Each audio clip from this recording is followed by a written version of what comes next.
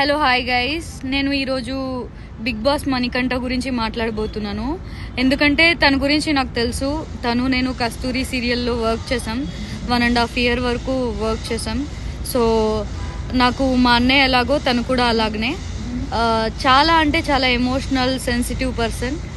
తను బిగ్ బాస్లో ఏదైతే మాట్లాడాలో అవన్నీ కూడా నాతో షేర్ చేసుకున్న మాటలే.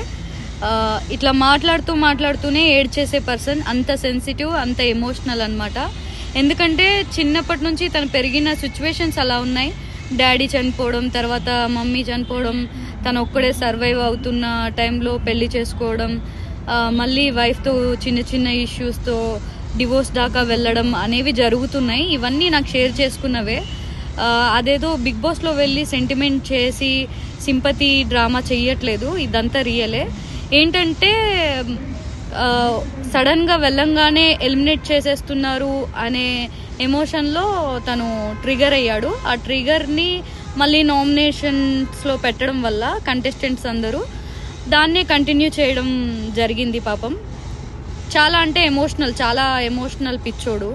సో తను ఏదైతే చెప్పాడో అవన్నీ నాతో షేర్ చేసుకున్నాడో అవన్నీ నిజాలే అని నేను కూడా అనుకుంటున్నాను. ఎందుకంటే నాతో షేర్ చేసుకొని ఏడ్చాడు. అండ్ బిగ్ బాస్కి వెళ్ళే ఒక 1 hour బిఫోర్ కూడా నాకు కాల్ చేసి మాట్లాడాడు. నేను పర్టికులర్గా మణికంఠకి ఇదే చెప్పాను. ఎందుకంటే బాయ్స్ ఏడిస్తే ఎవరికి నచ్చదు, అది నాకు తెలుసు.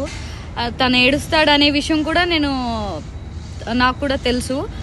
పర్టికులర్గా చెప్పాను, నేను ఏడవకు బ్రో అండ్ పాస్ట్ గురించి అస్సలు మాట్లాడకు అని చెప్పి పంపించాను. అక్కడ లోపల వెళ్ళిన తర్వాత సిచ్యువేషన్స్ అలా అయిపోయాయి. పాపం తన చేతుల్లో లేకుండే ఎమోషనల్గా ట్రిగర్ అయిపోయాడు. బట్ తన ఎమోషన్ అనేది రియల్. తను ఏవైతే చెప్పాడో అవన్నీ కూడా రియల్. ఇక్కడ బయట ఉన్న వాళ్ళు ఎవరైనా సరే వాళ్ళ గురించి నెగిటివ్గా చెప్తుంటే వాళ్ళు ఎవరైనా డిఫెండ్ చేసుకుంటారు, ఖచ్చితంగా డిఫెండ్ చేసుకుంటారు, చెల్లైనా నాన్నైనా ఎవరైనా సరే. బట్ తనేం ఫేస్ చేశాడు అనేది తనకే తెలుసు, తను షేర్ చేసుకున్న వాళ్ళకు మాత్రమే తెలుసు. సో మీరు నమ్మితే నమ్మండి, లేకపోతే లేదు, అదైతే నిజం. ఇంకా తను గనక గేమ్ ఆడకుండా ఇదే సెంటిమెంట్ డ్రామాని మళ్ళీ రిపీట్ చేస్తే మీరు అప్పుడు ఇదంతా ట్రోల్ చేయొచ్చు, తన మీద జోక్స్ వేసుకోవచ్చు, మీమ్స్ క్రియేట్ చేయొచ్చు, అన్నీ చేయొచ్చు. బట్ ఇప్పుడు అనేది కరెక్ట్ కాదు. ఇప్పుడే గేమ్ స్టార్ట్ అవుతుంది, టాస్క్లు అవన్నీ.